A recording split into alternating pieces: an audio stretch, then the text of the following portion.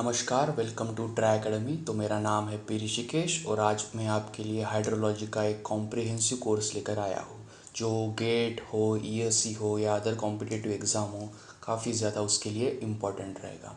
तो चलिए हम शुरू करते हैं हमारा सबसे पहला इंट्रोडक्टरी पार्ट ऑफ हाइड्रोलॉजी। तो जैसे ही मैंने कहा हाइड्रोलॉजी, तो आपके माइंड में एक क्वेश्चन आया होगा कि हाइड्रोलॉजी यानी क्या, क्योंकि ये वर्ड काफ़ी सिमिलर है, जैसे जियोलॉजी, इकोलॉजी और जूलॉजी, बायोलॉजी, उसी प्रकार से ये वर्ड है हाइड्रोलॉजी। तो हाइड्रोलॉजी बेसिकली दो वर्ड से बना है, एक बना है हाइड्रो और दूसरा बना है लोगोस।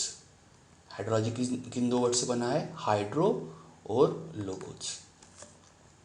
अब हाइड्रो का मीनिंग होता है वाटर और लोगोस का मीनिंग होता है साइंस और स्टडी। वैसे logos it is a Greek word जिसका मीनिंग होता है साइंस और अ स्टडी। तो स्टडी ऑफ वाटर और a science of water is known as hydrology. अब इसमें हमें साइंस और स्टडी करना है वाटर की, तो हमें क्या क्या पार्ट देखना है, मॉलिक्यूलर स्ट्रक्चर देखना है? नहीं। क्या हमें फिजिकल प्रॉपर्टीज़ देखनी है वाटर की, केमिकल प्रॉपर्टीज़ देखनी है वाटर की? बिल्कुल नहीं। तो हमें तीन चीज़ देखनी है, हमें देखना है अकरेंस ऑफ वाटर, हमें देखना है सर्कुलेशन ऑफ वाटर और हमें देखना है distribution of water on the earth surface and it's atmosphere पर। कहाँ वो अकर करेगा, कैसी किस तरीके से वो सर्कुलेट होता है अर्थ पर, किस तरह कैसे वो डिस्ट्रीब्यूशन होता है उनका अर्थ पर। तो ये सब हमें देखना है। फिर आपके माइंड में और एक क्वेश्चन आया होगा कि हम तो यार सिविल इंजीनियर हैं, तो हमें क्यों हाइड्रोलॉजी की स्टडी करनी है? ये तो जियोग्राफी वालों के लिए काफ़ी ज़्यादा इंपॉर्टेंट रहेगा या जियोलॉजी वालों के लिए इम्पॉर्टेंट है, सिविल इंजीनियरिंग के लिए क्यों? तो इसका आंसर है कि it helps to determine the maximum probable flood.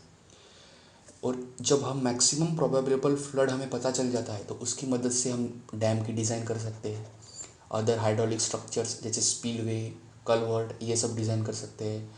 अगर किसी का रिजर्वायर का आपको स्टोरेज कैपेसिटी निकालना हो तो वहाँ पे भी आपको हाइड्रोलॉजी की स्टडी करनी पड़ेगी।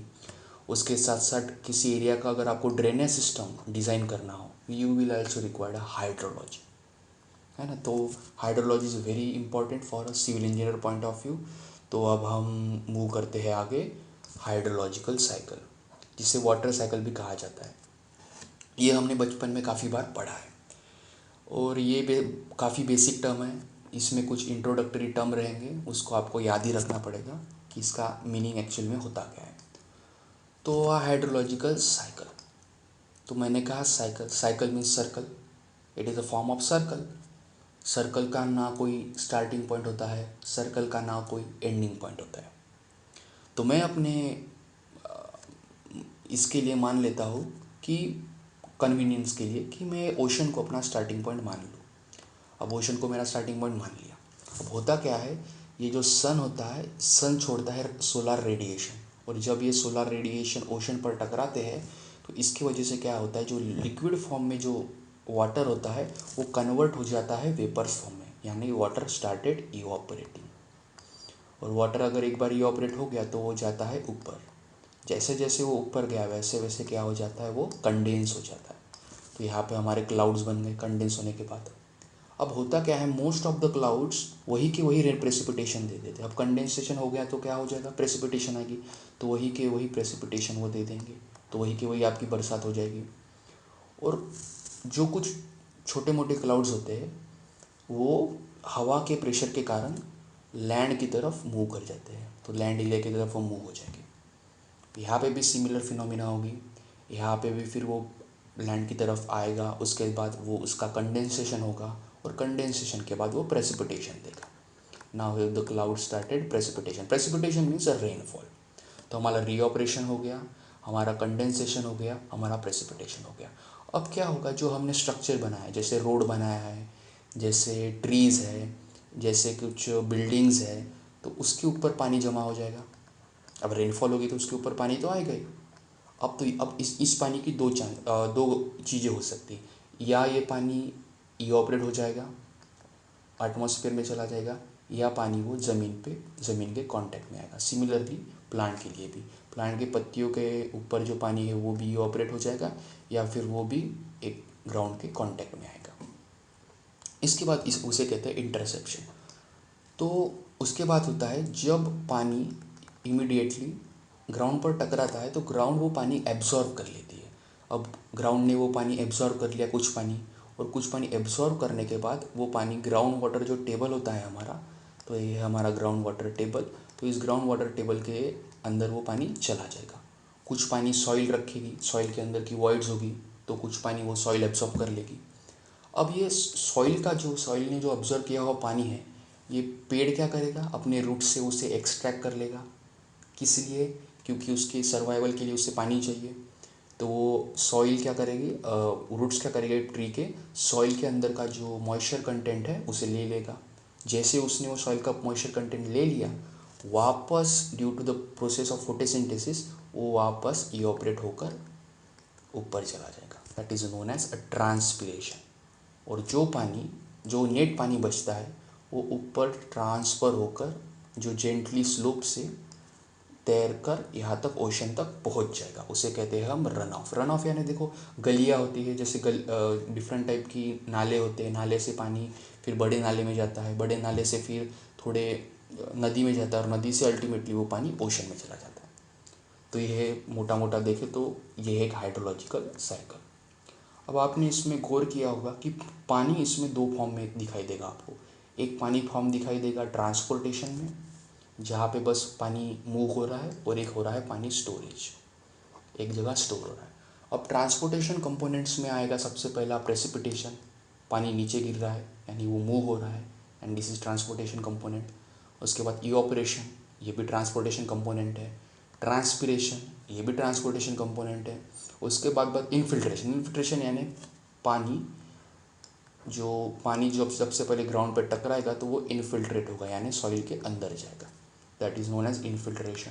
और रन ऑफ, ये पानी इनमें क्या होता है, इनमें वाटर मोशन में होता है, इसीलिए उसे कहते हैं ट्रांसपोर्टेशन कंपोनेंट। और स्टोरेज कंपोनेंट यानी वाटर हमारा स्टोर होगा, जैसे स्टोरेज ऑन लैंड, जैसे कि हमारे लेक्स है। उसके बाद हमारे कुछ स्टोरेज रिजर्वायर्स है, तो यहाँ पे हमारा वाटर क्या होगा, स्टोर होगा। कुछ वाटर सॉइल में स्टोर होगा, जैसे मैंने कहा था ऑलरेडी पहले ही, सॉइल हैज़ अ वॉइड्स, तो उस वॉइड्स में सॉइल के मॉइस्चर कंटेंट इंक्रीज़ होगा, तो मॉइस्चर वो सॉइल में रहेगा। उसके बाद आता है ground water storage. Ground water storage means ground water table, तो कुछ पानी ग्राउंड वाटर टेबल में ट्रांसफर हो जाएगा। अब हम देखते हैं वाटर शेड यानी क्या। देखिए वाटर शेड बेसिकली देखा जाए तो इसके दो तीन नाम है, जिसे कैचमेंट एरिया भी कहा जाता है, ड्रेनेज एरिया भी कहा जाता है, ड्रेनेज बेसिन भी कहा जाता है। तो एक्चुअल में होता क्या है, वाटर शेड एक ऐसा एरिया होता है, उस एरिया में अगर रेनफॉल हुई तो वो सारा का सारा पानी एक कॉमन आउटलेट से बाहर आएगा। जैसे कि ये एरिया है, ग्रीन लाइन में दिखाई दे रहा है आपको, ये एक एरिया है।